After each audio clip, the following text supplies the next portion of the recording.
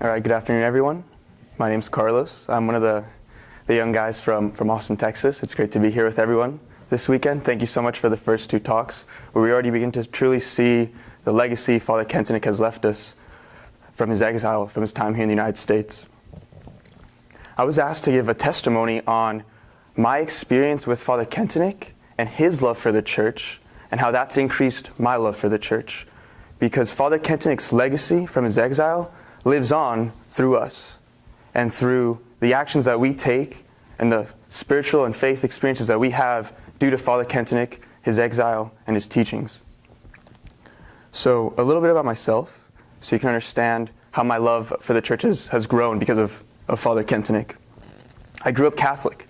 My parents were Catholic. I was baptized when I was a baby. We went to Sunday Mass every single Sunday. I think at one point during my grade school, I thought I could count the times I'd missed Sunday Mass, because we always went to Mass on Sunday.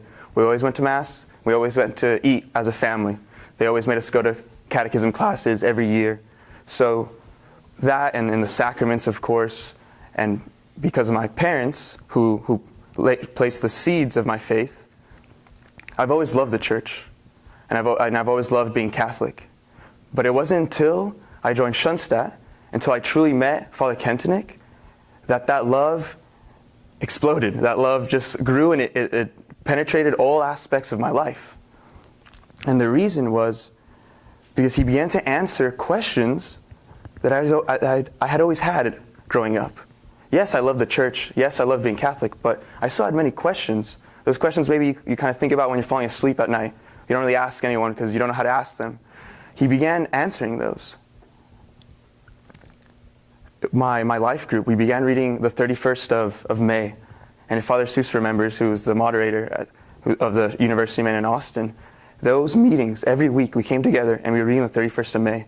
And before our eyes, we'd come and we'd have answers to the questions we had our whole lives. And those answers were sometimes similar to what I had thought before, but I didn't have the words to explain it. Just a quick example. Everything Father Kentinick teaches about secondary causes was what I had experienced in my family. God is love. God is family, right? And I've experienced God and his love through my parents. I had never known how to explain that, though. It was something I felt, but it was something I didn't know how to explain it to others. Another example, growing up, a good friend of mine who wasn't Catholic said, I don't need Christ. I don't need my friends. Christ is enough. And I heard that, and I could see, okay, she truly loves Jesus, and she wants to put Jesus first in her life. But something about, I don't need friends, I just need Christ, kind of rubbed me the wrong way. I didn't see, something was missing there. Again, secondary causes, that we experience God's love through others. And that God truly is family, and that we need the community, as we heard earlier. Our Schoenstatt family. So Father Kentinick begins to show me that God is love, God is family. The church is love, the church is family, and Schoenstatt is family.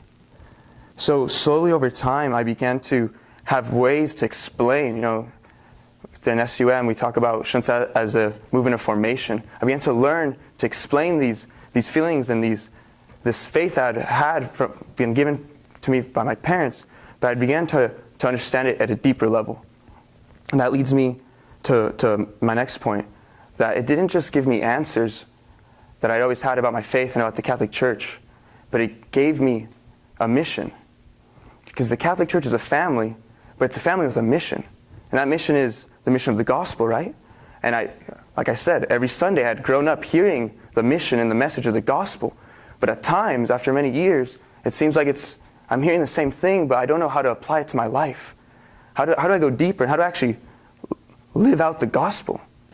How do I live out the stories of Christ and the apostles in my life every day? And again, Father Kentinick gave me the answer. The covenant of love is the answer. Schoenstatt's mission to form saints, to form leaders for today, is the answer. For us to be able to grow in our faith, but then connect that faith to our daily lives. We talked about this in the small groups earlier, at least my group did, the mission of Schoenstatt.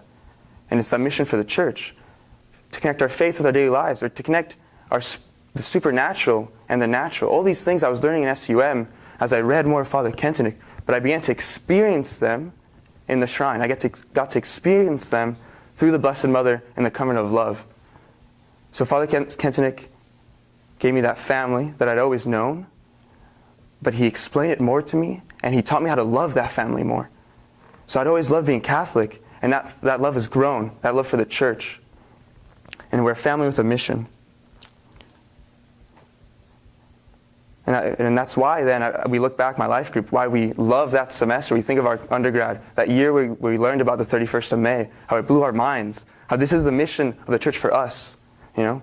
So everything I'd heard growing up on Sundays, you know, the message of the gospel, now I had it in a way that I could take it in and then apply it to my life. And I knew if I lived out Schoenstadt's mission, I was living out the gospel. And that's something that I will be always grateful for to Father Kentenich. So Father Kentenich gave me a family with a mission. And that family is the Catholic Church and our Schoenstatt family. And I just want to close by sharing a little bit about my experience when I went to Father Kentenich's tomb. Because his tomb says that he loved the church in Latin. Can someone please say it in Latin? We all heard that. I'm horrible at Latin. He loved the church. So I finally get to go to Schoenstatt. I finally get to go to the original shrine.